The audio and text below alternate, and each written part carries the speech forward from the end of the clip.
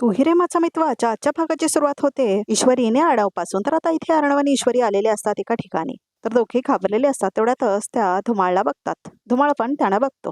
मला खरंच असं वाटतंय की धुमाळ इथे येईल असं म्हणते ती. आय एम 100% शुअर असं म्हणतो अर्णव. तो इथेच आहे. सिंदूर एक काम कर, तुझ्या हाताला लागलंय, मी जरा आत जातो असं म्हणतो तो. आता गाडीतच बसायचं असतं तर मी आले कशाला तुमच्यासोबत असं म्हणते ईश्वरी. आणि सगळं धुमाळ बघत असतो. आपल्या दोघांचंही मिशन आहे असं म्हणते ती. दोघांनी मिळून लढाई करायची प्लीज असं म्हणते ती. ओके ऑल राईट असं म्हणतो आता इथे अर्णव. लेट्स गो असं म्हणतो तो. तर आता धुमाळ त्यांना बघितलेला असतो. तर आता इथे ईश्वरी बघते त्याला. तर आता अर्णवला दाखवते ती. तर आता इथे अर्णव म्हणतो धुमाळ. धुमाळ मात्र पळून जातो बघा प्रेक्षक. तर आता इथे धुमाळ पळून जातो तिथून. आणि आता ईश्वरी आणि अर्णव त्याच्या पाठीमागून पळत असतात. खूप जास्त पळत असतात अर्णव आणि ईश्वरी त्याच्या मागून. तर आता तो पळत पळत खाली जातो. तर आता ईश्वर आणि अर्णव दोघेही खाली येतात. तर आता दुपारची वेळ असते. तर राजशिर्क्यांचं घर दाखवले. तर इथे राकेशला दाखवले. रमाकांत आपल्या खोलीमध्ये प्रार्थना करत बसलेला असतो. मामीने चांगले कान खेचले होते हिचे. मात्र माझ्या इंदुरी जिलबीने आणि त्या थेरडीने सगळी वाट लावून टाकली असं म्हणतो राकेश. आता शब्दांचे बाण चालवून ह्या साधूला घरातून हाकलून द्यायला हवं असं म्हणतो राकेश. तर आता नॉक करतो राकेश. येऊ का बाबा असं म्हणतो तो. अरे जावई बापू असं म्हणतो रमाकांत. या असं म्हणतो तो. तर आता आतमध्ये येतो राकेश. तर आता तो पाया पडतो रमाकांतच्या आणि बसतो तो त्याच्या बाजूला. इथे कसं काय तुम्ही असं म्हणतो तो. तुम्ही दिवसभर इथे एकटेच बसून असता, जेवायलाही क्वचितच बाहेर येता, म्हणून म्हटलं आज आपणच जावं आपल्या बाबांशी गप्पा मारायला असं म्हणतो राकेश. बरं वाटलं असं म्हणतो रमाकांत. खरंच बरं वाटलं. ईश्वरी सोडली तर दुसरं कोणी बोलायला येत नाही माझ्याशी असं म्हणतो आता रमाकांत. रादर त्यांचा दोष नाही म्हणत आहे असं म्हणतो रमाकांत. एवढा मोठा गैरसमज फक्त मला वाटतंय म्हणून कसं काय दूर होईल नाही का असं म्हणतो रमाकांत. तर राकेश म्हणतो बाबा मला ना खरंच खूप वाईट वाटतं तुमच्याबद्दल असं म्हणतो राकेश. म्हणजे इतक्या वर्षांनी तुम्ही आलात त्याचा आनंद तर जाऊच ते आपण. अर्णव साहेब आणि अंजली मॅडम अजूनही तिरस्कार करतात तुमचा असं म्हणतो होता राकेश. काही कारण असलं तरी आपल्या जन्मदात्या बाबाशी असं नको वागायला हवं असं म्हणतो राकेश. माझी पण चूक आहेच ना असं म्हणतो रमाकांत. अहो पण तरी असं म्हणतो होता राकेश. मी माझ्या परीने प्रयत्न केला अंजली मॅडमना समजवायचा, पण त्या का ऐकून घ्यायलाच तयार नाही तो असं म्हणतो राकेश. बाबा मला खरंच खूप वाईट वाटतं असं म्हणतो तो. एक वडील म्हणून तुम्हाला या सगळ्याचा किती त्रास होत असेल हे समजू शकतो मी बाबा असं म्हणतो राकेश. आणि परवा तर घरच केला सगळ्यांनी, चक्क चोरीचा आळ घेतला तुमच्यावर असं म्हणतो तो. काय माहित देव अजून मला काय काय दिवस दाखवणार आहे कुणास ठाऊक. खरं सांगतो बाबा असं म्हणतो होता राकेश. हा दोघांचा तुमच्यावरचा राग ह्या जन्मात जाईल असं नाही वाटत मला असं म्हणतो तो आता राकेश. मला ही कल्पना यायला लागली आहे हळूहळू असं म्हणतो रमाकांत याची. तर राकेश ड्रामा करतो. साधं ते तुमच्याकडे बघतही नाही येतो. मला ना खरंच खूप दुःख होतंय आपल्याच माणसांमधला असला दुरावा बघून असं म्हणतो राकेश. मी खरं सांगतो बाबा तुम्ही आहात म्हणून राहताय तर इथे. मी असतो ना तुमच्या जागी तर लांब कुठेतरी पळून गेलो असतो. आपल्याच असा माणसांचं असं वागणं बघून असं म्हणतो राकेश. आणि रडतो तो आणि ड्रामा करतो. सॉरी सॉरी असं म्हणतो तो. माफ करा बाबा असं म्हणून हात जोडतो तो. फार वेळ नाही घेत तुमच्या साधनामध्ये व्यत्यय आणला म्हणून माफी मागतो असं म्हणतो तो. येतो असं म्हणतो आणि राकेश उभारतो तिथून. तर आता तो पाया पडतो रमाकांतच्या आणि निघून जातो तिथून. तर आशीर्वाद देतो त्याला रमाकांत. मात्र रमाकांत विचलित झालेला असतो आता आणि विचार करायला लागतो तो. तर आता इथे राकेश जातो दरवाजाकडे जाऊन थांबतो आणि तो म्हणतो की लावली वाटतं मी बरोबर आग असं म्हणतो तो. तर आता इथे रमाकांत रडत असतो आणि म्हणतो का राहतोय मी खरंच या घरात असं म्हणतो रमाकांत. तर राकेशला खूप जास्त आनंद होत असतो हे सगळं ऐकून. तर आता राकेश असतो. खरंच का राहतोयस इथे असं म्हणतो राकेश. जा जा निघ. तसंही प्रॉपर्टीमध्ये आणखीन वाटेकरी नकोच आहेत मला, तू साधूच भरा असं म्हणतो राकेश. निघ तुझी रिकामी झोळी घेऊन असं म्हणतो राकेश. तर आता तो मुद्दाम नाटक करतो पाया पडायचं. किती राग येतो ना प्रेक्षक या राकेशला बघून. खरंच किती मर्डर्स केलेत खरंच यांनी. आणि हा बावळट अंजलीने त्याला आसरा दिलाय घरात आणि आता तो अर्णव सुद्धा जावं या घराचा म्हणून काय बोलतच नसतो त्याला. खरंच खूप वाईट दाखवले. क्रिमिनलला घरात कधीच ठेवू नये प्रेक्षक हो काही झालं तरी. तर आता इथे रमाकांत उठतो बघा प्रेक्षक हो चिडून चिडून. तर धुमाळ दाखवलंय. तर धुमाळ खूप जास्त जोरात पळत असतो. तर त्याच्या पाठीमागून ईश्वरीने अर्णव सुद्धा पळत असतात. धुमाळ पळत पळत बाहेर जातो. तर आता अर्णव त्याला पकडतो आणि आता कानाखाली मारतो तो धुमाळच्या आणि मारायला लागतो जोरात धुमाळला. तो खूप जास्त मारतो आता तो धुमाळला. नॉर्मल तुला बोलवलं असतं ना तर तू सापडला नसतास, म्हणून तुझ्यासाठी नाटक करावं लागलं, मला ट्रॅप करावं लागलं तुला, कळलं असं म्हणत होता इथे अर्णवाने. मारतो तो धुमाळला परत. आता सांग असं म्हणत होता इथे अर्णव. रमाकांत राजशिर्के आणि सुप्रिया इंदोर प्रकरण आठवतंय का असं म्हणतो. त्यांचे फोटोज कोणी काढायला सांगितले होते असं म्हणतो. फोटोज कोणी काढायला सांगितले होते असं म्हणतो होता इथे अर्णव. तर आता इथे काय बोलतच नाही धुमाळ. बोल पटकन बोल असं म्हणतो अर्णव. बोल पटकन बोल.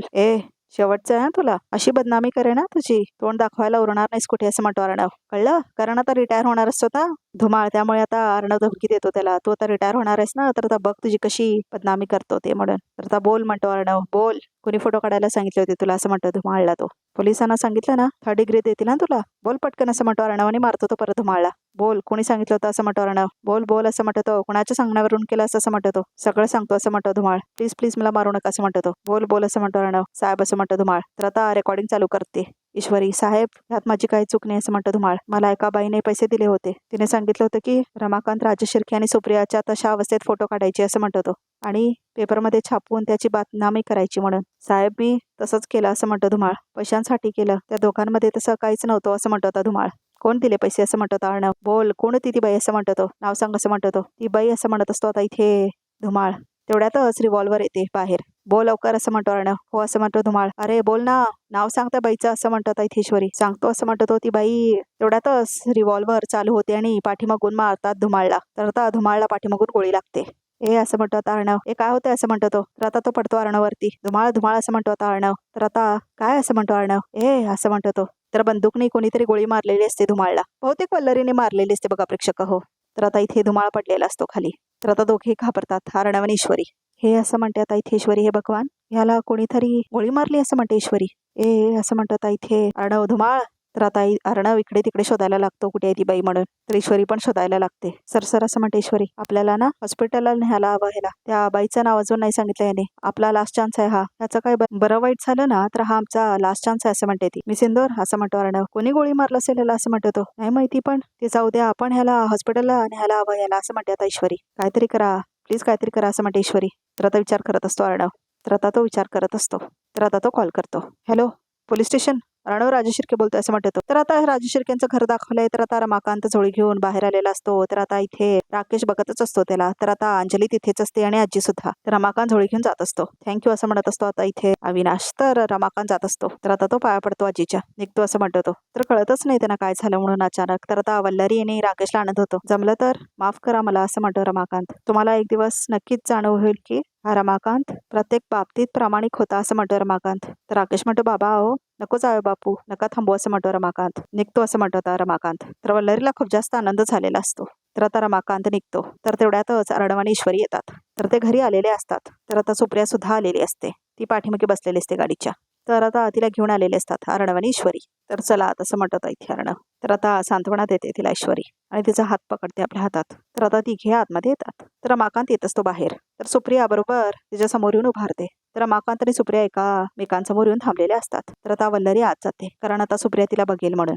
तर आता सगळे जमा होतात. राकेश, अंजली, आजी, अविनाश तिथेच असतात. तर रमाकांतच्या डोळ्यामध्ये अश्रू असतात. तर आता इथे रमाकांत बघतो ईश्वरीकडे आणि अर्णवकडे सुद्धा. तर आता सगळ्यांना शॉक झालेलं दाखवलंय. तर आता वल्लरीला खूप भीती वाटते. या गाव ईश्वरी या सुप्रियाला कशासाठी घरी घेऊन आली असं म्हणते वल्लरी. तर आता सुप्रिया नमस्कार असं म्हणते ती रमाकांतला. आपलं नशीब परत एकदा आपल्याला समोर घेऊन आलंय असं म्हणते सुप्रिया. खरं तर हे आणखीनच अवघड असतं असं म्हणतो तो, की अशा आरोपांना सामोरे जावं लागतं मला असं म्हणतो तो. तुमच्यासाठी सुद्धा हे सोपं नव्हतं, कळलंय मला ईश्वरीकडून असं म्हणते सुप्रिया. तर आता ईश्वरी म्हणते हो. तर सगळे बघत असतात दोघांकडे. तर आता रडत असतो खूप रमाकांत. तर आता सुप्रिया पण रडत असते. तर आता ईश्वरी येते. आजी असं म्हणते ईश्वरी, मामा आज हे दोघे सर्वांसमोर आहेत. ह्यांच्या भूतकाळात नेमकं काय घडलं होतं, का मुद्दाम कुणी ते घडवून आणलं होतं, हे आज ते दोघे सर्वांसमोरच सांगतील असं म्हणते ईश्वरी.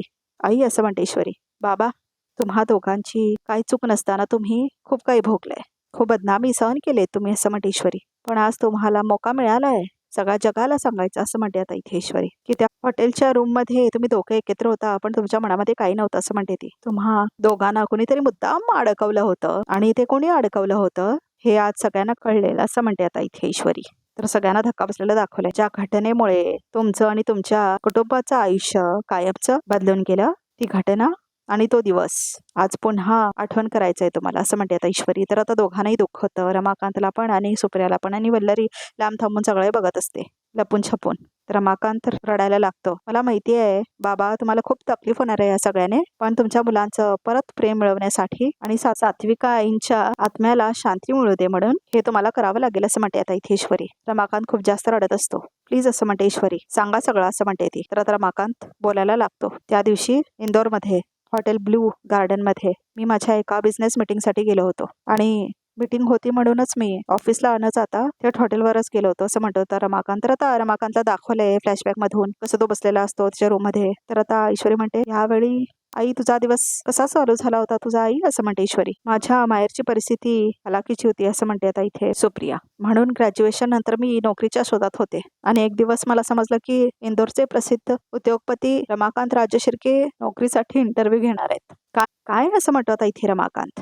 म्हणूनच तर मी आले होते ना तिथे इंटरव्ह्यू देण्यासाठी असं म्हणते ती. तर आता दाखवलंय फ्लॅशबॅक मध्ये ती कसं गेलेली असते हॉटेलमध्ये. मी लॉबीमध्ये वाट बघत होते आणि मला रमाकांत राजशिर्के कुठल्या रूम मध्ये आहेत हे समजलं आणि मग मी तिथे गेले असं म्हणते सुप्रिया. मी आताच होतो बसलेलो असं म्हणतो रमाकांत. म्हणजे माझा क्लायंट जो येणार होतो मी त्याची वाट पाहत बसलो होतो असं म्हणतो. मी विचारलं सुद्धा यांना, सर तुम्ही इंटरव्ह्यू घेणार आहात का नोकरीसाठी असं म्हणते सुप्रिया. मी नाही म्हणालो असं म्हणतो रमाकांत, कारण तसं काही ठरलंच नव्हतं असं म्हणतो. आणि मग बोलता बोलता अचानक त्यांना चक्कर यायला लागली असं म्हणते ती. अस्वस्थ व्हायला लागलं त्यांना अचानक असं म्हणते ईश्वरी. तर आता रमाकांतला आठवतं त्याने चहा पिलेलं असतं म्हणून. कॉफी असं म्हणतो तो. मला तिथल्या वेटरने कॉफी आणून दिली होती असं म्हणतो रमाकांत. ती कॉफी प्यायल्यानंतर मला अस्वस्थ वाटायला लागलं, मला चक्कर यायला लागले असं म्हणतो रमाकांत. त्यांची ती परिस्थिती बघून मी त्यांना विचारलं सुद्धा, सर काय होतंय तुम्हाला असं म्हणते ती. पण त्यांचा त्रास त्या प्रमाणात वाढला की चक्कर येऊन ते अचानक माझ्या खांद्यावर पडले असं म्हणते सुप्रिया. आणि तेवढ्यातच दार उघडून काय पत्रकार आणि फोटोग्राफर आत आले, जसं की हे सगळं घडायची ती वाटच बघत होती असं म्हणते सुप्रिया. त्याच अवस्थेत आमचे फोटो काढले गेले असं म्हणते सुप्रिया. आमच्यावर वाटेल तशा घाणेरड्या भाषेमध्ये आरोप केले गेले असं म्हणते सुप्रिया. आणि रडत असते ती, आमच्यावर आमच्या चारित्र्यावर असं म्हणते सुप्रिया. आणि रडत असतो आता इथे रमाकांत पण. तर बिंडोक अंजली बघा प्रेक्षक कशी थांबले, जसं की हिने काहीतरी खूप जास्ती अचीव केलंय आणि दुसऱ्यांना कसं पाण्यात बघते बघा प्रेक्षक अंजली. तिला बघून तर खरंच राग येतो. तर आता अविनाशला दाखवले आणि राकेशला सुद्धा. तर वल्लारी पण तिथेच असते. स्वामी असं म्हणतो रमाकांत, मला माहिती आहे तुम्हाला खूप तकलीफ होते पण प्लीज अजून आठवा आणि सांगा सगळं असं म्हणते आता ईश्वरी. अजून काय आठवू, सगळंच तर असं म्हणतो तो. तर त्याला आठवतं अजून काहीतरी. हॉटेलमध्ये बिझनेस मीटिंग आहे सांगायला मला एका बाईचाच फोन आला होता असं म्हणतो तो. आणि त्याने सांगितलं मला की हॉटेल ब्लू हेवन मध्ये जा म्हणून असं म्हणतो तो.